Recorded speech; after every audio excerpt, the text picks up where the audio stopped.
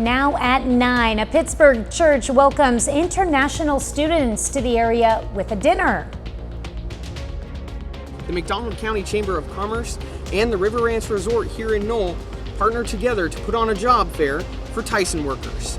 I'm Anthony Saviello. The United States is facing a shortage in school bus drivers. I'm Fernanda Silva, and I spoke with local school districts to understand how this is impacting the 4 states area. The 4 states' most watched news starts now. Thank you for joining us tonight. I'm Tanya Bach. Tyson workers were able to talk with potential new employers today. KOAM's Anthony Saviello has the story. With the Tyson plant in Knoll set to close in just over 2 months, 1,500 workers are now looking to find new jobs. However, that search may not be as difficult as they thought. We wanted the community to know that the business world and the community is behind them, so we figured we had to do it quickly. And basically we just sent the word out, put a sign-up form on the website, and the calls started coming in. The McDonald County Chamber of Commerce organized this job fair in just 1 week to hopefully alleviate some of the stress put on Tyson employees who will soon be without work. However, the fair was not exclusive and invited all who sought to find a job. Our thought was, let's help everybody. Obviously this started because of Tyson, but it doesn't mean that we can't help other people. And so we've had a lot of people reach out asking that same question. But this is here to help everybody. One of the Tyson workers that I spoke with said that he'd been at the Tyson plant for almost 27 years. And now that it's shutting down, he's hopeful to find a new job quickly. In September, we will have probably 3,000 jobs represented at that job fair, all within driving distance of here. So if somebody wants to work, the opportunity will be there to work. Despite the hardship that's set to come with the closing of the Tyson plant in the next couple of months, one thing's for sure, there's hope for the people in the town of Knoll. Reporting in Knoll, Missouri, I'm Anthony Saviello, KOAM News. And there will be another job fair in September. It was fair weather outside today. Meteorologist Sam Lane joins us with a first look at the forecast. That's right, Tanya. Especially this morning, it felt like September out there with temperatures in the 50s. Very, very pleasant morning. Look at Monette, 55 degrees this morning. Also the same up in Garnett, 58 in Parsons. And then this afternoon, temperatures warmed up into the low to mid 80s across the area. And now we're looking at temperatures in the 70s, 72 in Sarcoxie and Greenfield for some of the coolest readings.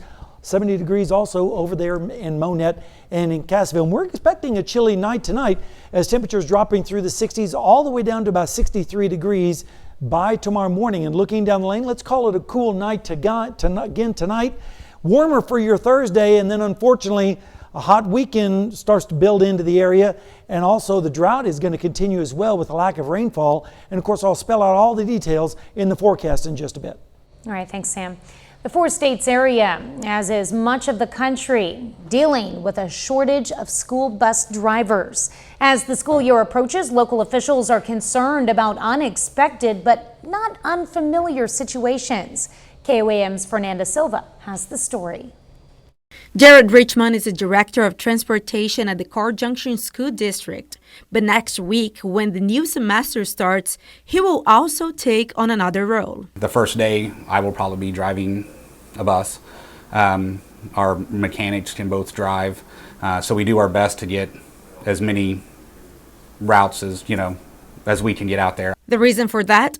There are not enough school bus drivers. Just a couple of days from the beginning of the school year, Carl Junction schools were able to fill all the seats for full-time bus drivers. But their concern is that it's been almost a year since they last had an application for a substitute position. Jamie Guerrero is one of the new hires of the district. It was very quick. I applied. They called me the next day. I came in the day after that.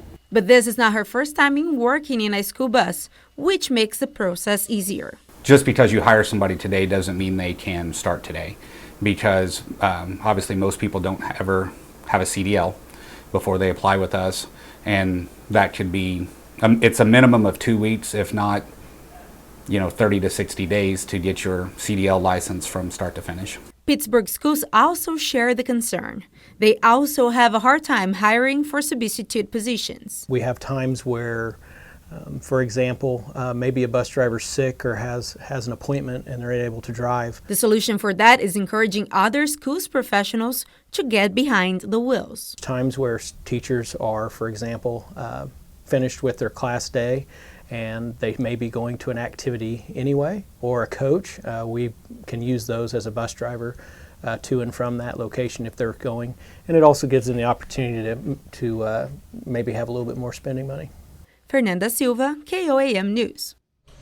Both Carl Junction and Pittsburgh school districts are taking applications for substitute bus drivers. They also support the chosen candidates with paid training.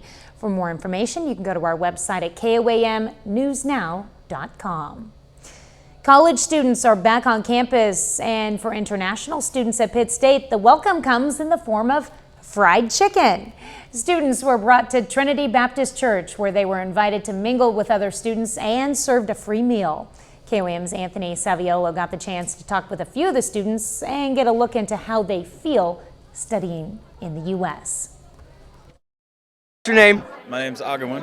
Where are you from? I'm from Nepal. You're from Nepal? Yeah. Okay. So what's the biggest difference living in Nepal as opposed to being here in the U.S.? Well, in the U.S., I live alone. Street.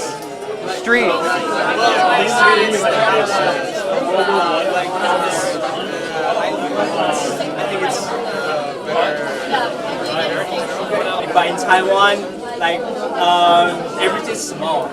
It's really tiny, and when we go to the restaurant, we just have to walk 5 minutes, and the convenience store is everywhere. Trinity Baptist Church is only one of the many organizations and businesses that play host to these students every semester.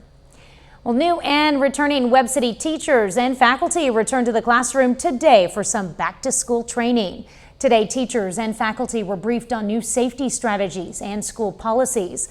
School officials say this is an annual event that occurs to make sure teachers, faculty, and staff members are prepared for the new year. Today they're learning about teamwork, really, is what they're doing. We did a lot of different activities that we don't normally do. We had brief opening session, and then we allowed them to go with their teams and play different games. We had axe throwing, we were teaching how to shoot an arrow. They played board games, they had lawn games. Webb City kicks off the school year on Monday. Well, the school year in Columbus, Kansas officially kicks off with an annual tradition, or you can call it a yearly prank. Some of the seniors at the high school left the fountain before the front entrance of the courthouse filled with bubbles. Millions of bubbles escaped the fountain for quite some time. The city officials say it's all in good, clean fun. Coming up, we'll have some tips to make sure your child's back to school is less stressful. A lot of excitement and nerves are the norm for back-to-school season, especially as kids bid farewell to the fun of summer vacation. To help ease some of their anxieties, Fox News' Ted Linder takes a look at what behavioral science experts say you can do to ensure your kids start the new academic year off strong. With summer heat still going strong, it can be hard to believe back-to-school season is ramping up. Excited for the kids to go back to school, excited for the learning to start again. And just like adults, behavioral scientists say kids can also get anxious when their vacations come to an end, especially when they're faced with a lot of stressful new beginnings. I hope I know who my second grade teacher is. To help kids better prepare for all the changes, behavioral science experts like Danielle Hadid de Silva of Purdue Global recommends parents speak from the heart and remind kids they're not alone.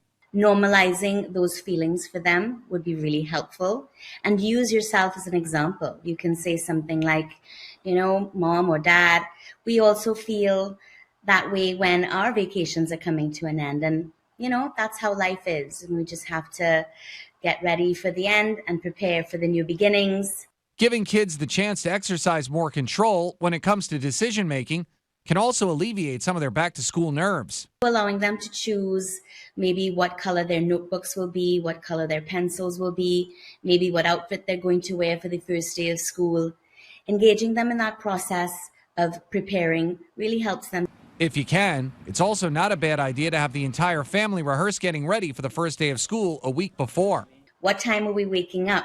How is breakfast going to run? That way everyone knows what to expect. You're not stumbling over obstacles and mistakes on that first morning. Ted Lindner, Fox News. All infants should receive preventative intervention for the respiratory infection RSV. That's according to a new study out of Vanderbilt University. Researchers looked at data from fall of 2022 taken from 39 hospitals across 27 states. It showed that most infants who needed ICU level care for RSV had been healthy before their infections. RSV is the leading cause of lower respiratory tract infections and hospitalizations worldwide. Sam is next with a complete look at the forecast. And later, Pitt State announces a new athletic program this year. John Dales will have more details in sports.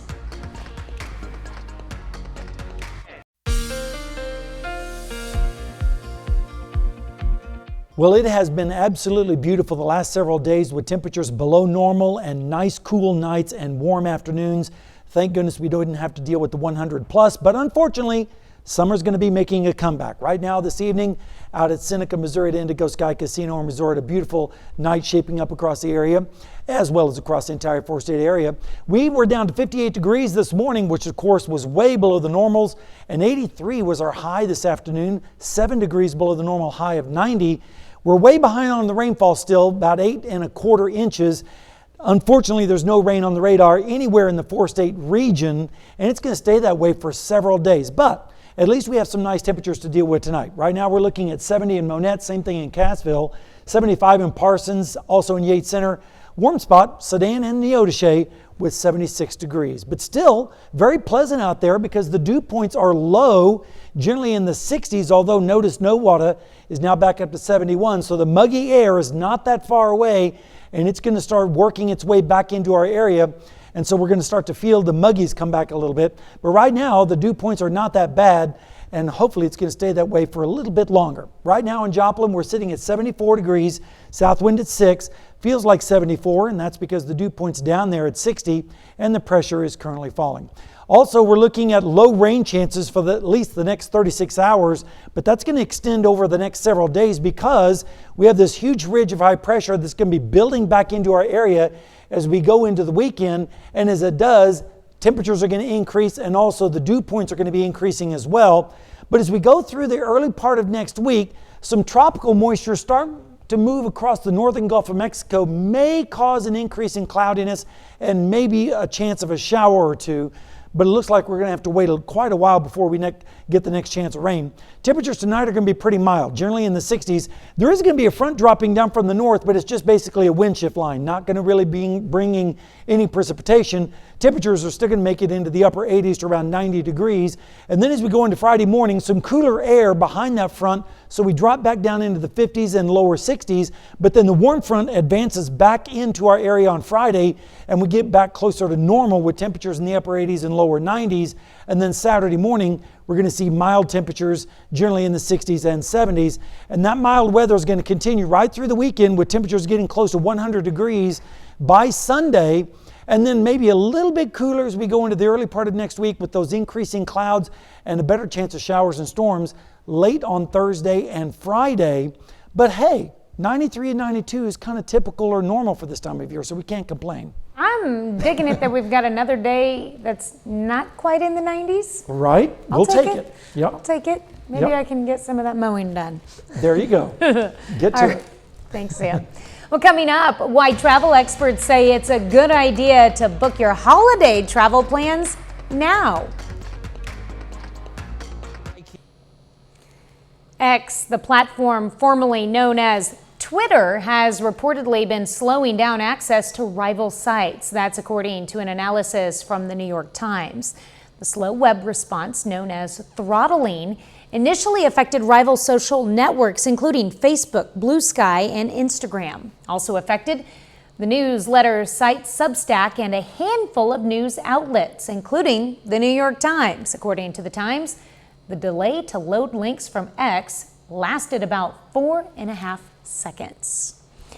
Well, much of the country may have the record-setting hot summer temperatures on their minds, but travel experts say now is the time to think about winter and book flights for holiday travel. Jen Sullivan has 5 tips to lock in cheap prices on your airline tickets.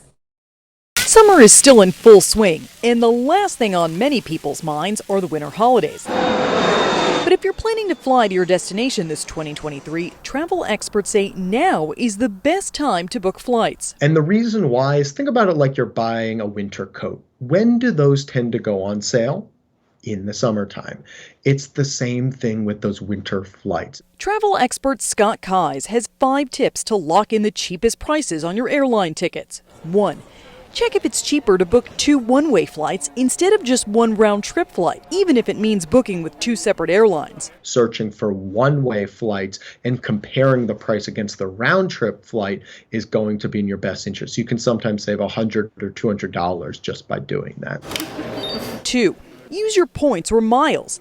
Kai says you can often get a good deal during the peak holiday travel season. Kai says one way to know if you're getting a good deal with points is to get at least 2 cents per point.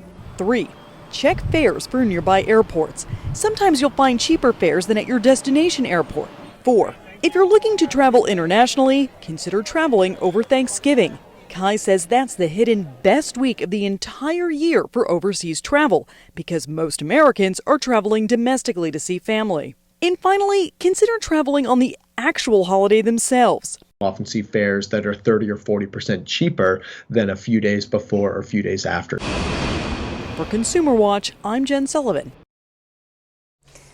Well, conflicting signals on the health of the economy are making this year's holiday shopping numbers difficult to forecast. Many industries and retailers rely on sales in November and December to make them profitable for the year. With low unemployment numbers, wages are up, but inflation is still eating away at most of the benefit brought by higher incomes. Americans are saving less, and credit card debt has surpassed $1 trillion. Still, many analysts expect holiday sales to go up modestly from last year. Up next, we'll learn how important it is for man's best friend to get plenty of friendship. It's good for dogs to socialize with humans and other pets. According to a new study, it can even help them live longer, healthier lives. Researchers looked at more than 21,000 dogs and found social time with both people and other animals had the greatest influence on healthy aging among dogs. The effect of social interaction was 5 times more than anything else that they compared it to, such as family finances, household children, or the dog parent's age. 30 more minutes of news, weather, and sports is coming your way. A partnership between Mercy Hospital and Concert Health aims to provide easier access to mental health services. Plus, a new internet service provider is moving into Nevada, Missouri.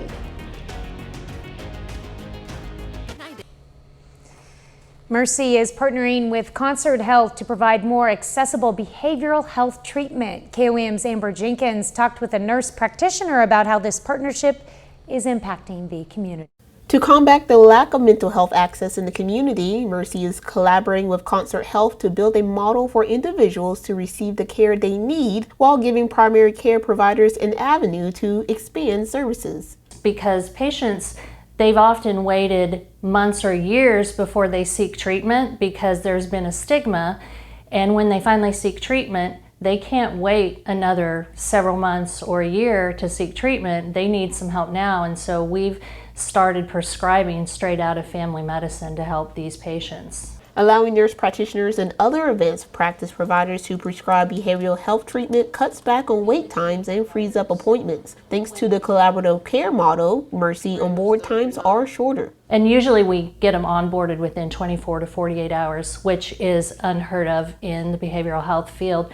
Again, it takes months and sometimes years to get into counseling. With easier access, shorter wait times, and faster onboarding, finding quality care for behavioral health can happen at home. A large amount of patients are getting therapy where they wouldn't have gotten therapy before simply because if they have a busy life and they don't have time to go outside and seek services, but they can take a phone call at home, or maybe they have a lot of children and they don't have anyone to provide babysitting services for them, but they can just step into the other room and receive a phone call and get therapy. There's always been stigma around mental health and getting treatment for it, but by adding accessibility for the treatment through already established relationships, it makes the stigma weigh a little lighter. Number one, people are comfortable with their primary care provider, and they often will be scared to move to see someone that they haven't seen before. They already have a relationship with their primary care. They trust them, they know us, we know them, and so they are more open to asking for help. Reporting in Joplin, Amber Jenkins, KOAM News. And Mercy is planning on implementing the collaborative care model to Arkansas and Oklahoma by the end of 2023. Well, there's a new internet service provider in Nevada, Missouri. FastWire Broadband today held a ribbon cutting to launch its service. Officials say it'll help bring Nevada fast, reliable internet. Yeah, so we focus on rural markets and smaller communities. Think 25,000 population and below. Matter of fact, we have some communities that are less than 100. And we target and come out to those locations and make sure that we're able to provide them services that make them on a level playing field with the large cities nearby. FastWire provides internet to other locations in Missouri, Nebraska, Louisiana, and Alabama. Southwest Missouri Democrats today held a town hall to discuss labor issues. The keynote speaker was Liz Wertz from Missouri Jobs with Justice. And some of the topics discussed: increasing the minimum wage and mandating sick leave. The right of workers to earn paid time off, as well as an incremental increase in the minimum wage in Missouri. This is an issue that's very important in our area in particular, because while Southwest Missouri doesn't see the rise that you see in the East Coast or the West Coast, prices have gone up, rent has gone up, wages have not kept pace, and it's very difficult for folks to make ends meet here. The town hall happened at the Community Service Center of Joplin. City of Fort Scott held a business expo today at the community college. Local businesses displayed the services they offer and promoted some job openings. The expo also gave the community college a chance to show support for its students. We do the Business Expo really so we can show the students the kind of support that they would have from our local community as they're going to school here. We do have a lot of students that are not originally from Bourbon County or even from one of our surrounding areas. It happened at Fort Scott Community College's Bailey Hall. The death toll now tops 100 in Maui, more than a week after the deadliest wildfire in modern American history. Fox's Jake Karalexis has more on what may have caused this devastating fire. As search and rescue efforts ramp up on Maui, President Biden will travel to the island on Monday to meet with first responders and survivors. The visit coming as frustration builds over what some folks here say has been a slow government response to the crisis. We need long-term housing, and the West Side really could use some kind of schooling for our children so that they can see their friends. Thousands of displaced people are now staying in vacation rentals, hotel rooms, and shelters. Others are dealing with poor cell service and intermittent power. FEMA officials vowing to provide long-term assistance to these communities. Our federal, state, and local partners are working around the clock to help all of those who have been impacted by this disaster. The death toll here now surpassing 100 people. Ahead of possible storms this weekend, K-9 teams are scrambling to locate those still missing. Meanwhile, video taken the morning of the fire may shed light on how all of this happened. Flames burned near downed power lines as a nearby hurricane whipped up gusty winds. Hawaiian Electric now facing a class action lawsuit claiming the company ignored weather warnings and kept their lines electrified. I hear a pop coming from across the street. You get all this wind blowing and now you get a fire. That was fuel in just in a matter of minutes. But a sign of hope for people here, the road to Lahaina has reopened for all hours access to residents. In Maui, Jake Karalexis, Fox News. Lawyers for former President Donald Trump are negotiating with the Fulton County District Attorney's Office to determine when he will turn himself in to the county jail for processing.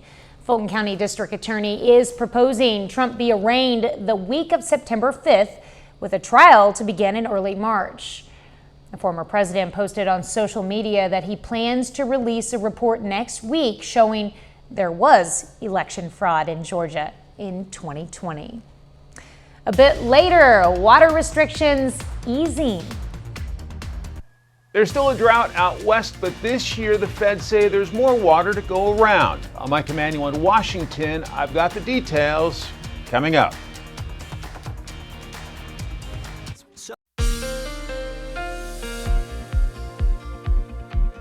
Boy, the last few days have been what we call Chamber of Commerce weather, especially in the morning hours with lower dew points, allowing temperatures to drop down into the 50s. It's been absolutely gorgeous, including this morning at Seneca, Missouri, the Indigo Sky Casino and Resort. As we go through the afternoon, you can see bright sunny skies and lots of blue sky out there, allowing temperatures to warm up into the lower 80s across the area. And this evening, as the sun set, a beautiful night shaping up across the 4 states. This afternoon, we only made it up to 83 degrees, which was 7 degrees below the normal. But check out the morning low, 58 degrees, 10 degrees below normal on that. And of course, we're still below normal on the rainfall. Speaking of rainfall, there's nothing really to be found across our area as well as the entire region, as this dome of high pressure is going to start building in, and that means our temperatures are going to start going up. But tonight, they're going down. 68 in Monette, 68 in Cassville, 75 in Parsons, same thing in Neodesha, and generally in the 70s on those southeasterly winds. And if we look at the dew points, they've been very comfortable, generally in the low to mid 60s this afternoon, 58 right now in Neosho and 59 in Cassville. But notice the dew points are starting to increase in Oklahoma, and that means the muggies are going to be coming back. But this evening we're experiencing not too bad out there as far as the dew points. Right now in Joplin we're sitting at 74 degrees, south wind at 6, and the dew point is 60 right now, humidity at 62%, and the pressure is currently falling. Rainfall not expected to be a problem or anywhere to be seen for the next 36 hours. And that's going to be true for the next several days as we start to see a ridge of high pressure starting to build in from the west. And as it does, we're going to still see clear skies and also warmer temperatures, more summer-like as we head towards the weekend. The only chance of hope is maybe some tropical moisture starting to move in from the east across the Gulf of Mexico into Texas early next week. We might see a few clouds from that and maybe a shower or two, but I think we're going to have to wait a little bit longer before our rain chances really start to increase. But no rain tonight. Instead, we're going to see lows in the 60s with westerly winds. And then we have a front dropping down from the north, but don't get your hopes up. All it's really going to do is change the wind direction as temperatures are going to be in the upper 80s to around 90 tomorrow. And then that front sags through. It will introduce drier air behind it. And so we'll start to see our lows dropping back down into the 50s and lower 60s for Friday. But then Friday afternoon, the warm front sweeps in from the west, and we start to see temperatures rebounding into the upper 80s to around 90 degrees, which actually this time of year is where we're supposed to be. Then as we go into Saturday, we'll see mostly fair skies with winds out of the southwest and lows near 70. Over the next 7 days, lots of dryness on there, not much chance of precipitation until we get to Thursday and Friday of late next week. But look at those temperatures on the weekend, 99 on Sunday. So unfortunately, it looks like we're going to get close to that century mark, but hopefully we can stay below it. Yeah, I hope so too. I hope that's dangerously close. So. It's really close, but cross our fingers maybe for the rest of the summer we won't hit 100 again. Yeah, and let's keep it below 90 tomorrow. Let's do that. I'd like that. All right, thanks, Sam. Well, coming up in sports, a Chiefs wide receiver returns to the practice field after a scary injury on Tuesday. Plus, Pitt State Athletics expands to include a new varsity sport. John Dales has those stories and more after the break.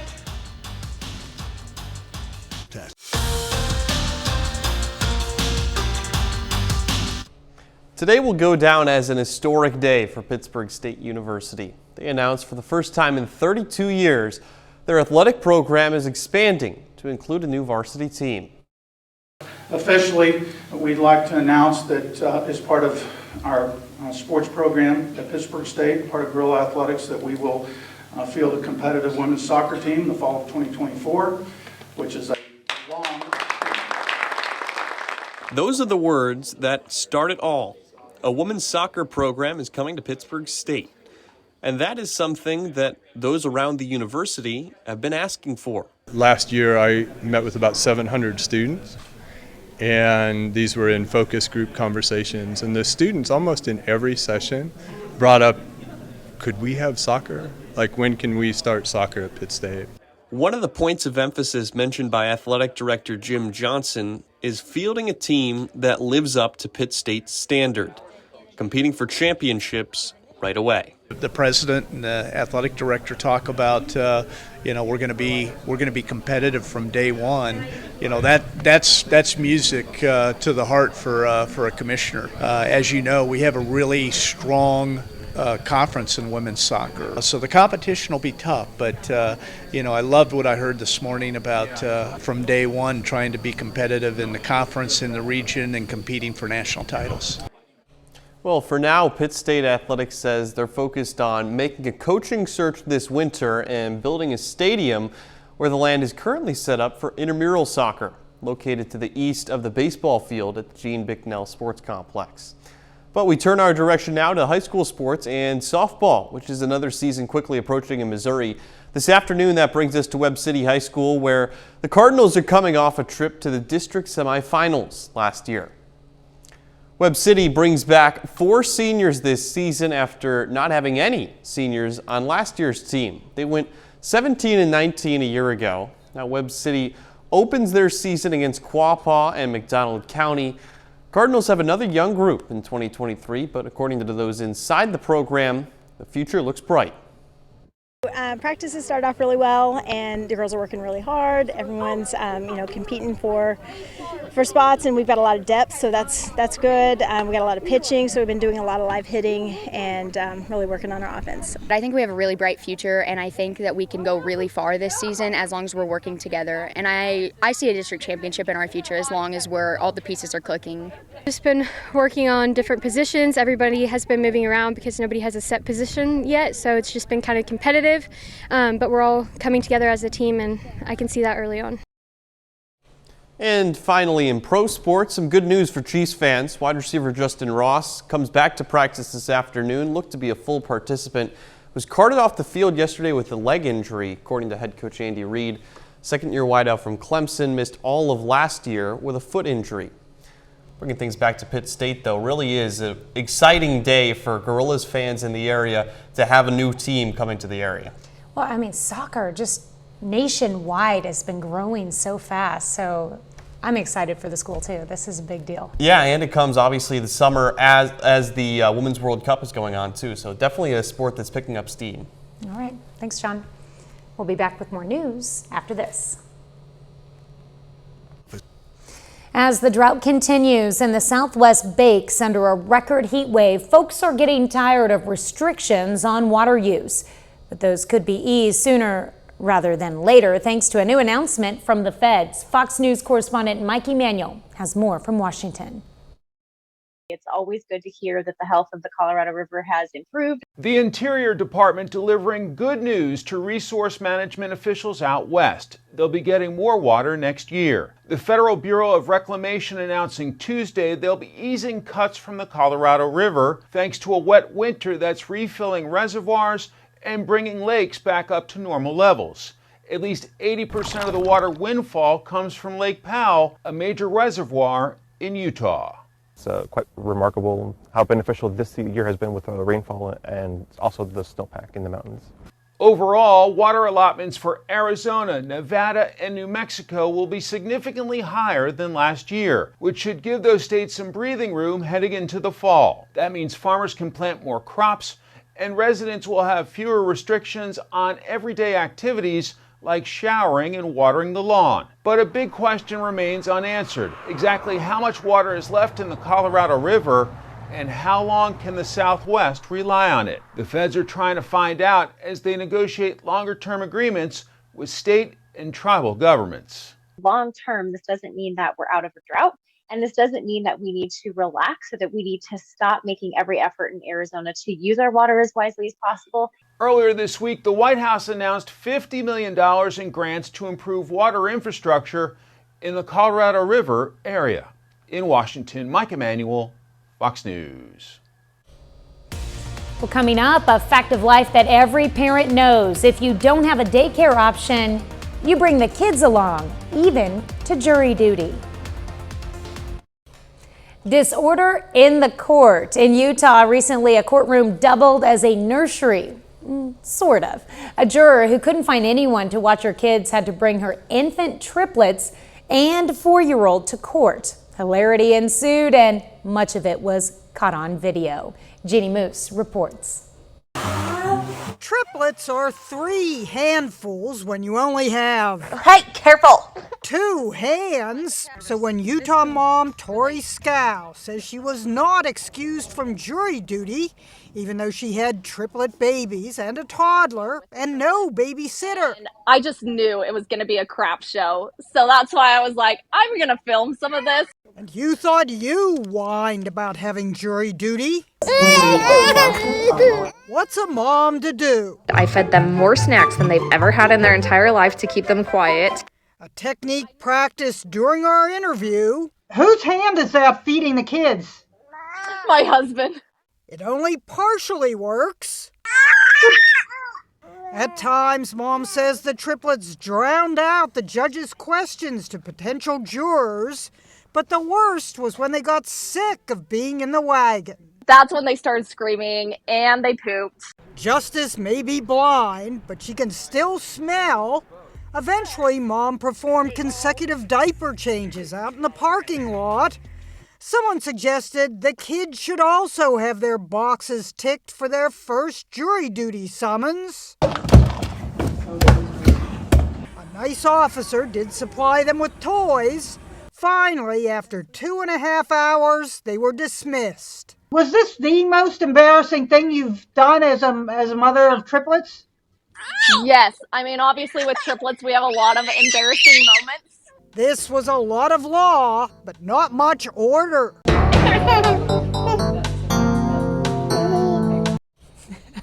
Oh, so much fun. That's our time for tonight. Thanks for joining us. We'll leave you with video of a baby penguin at a zoo in Washington learning to swim. Have a great night and an even better tomorrow.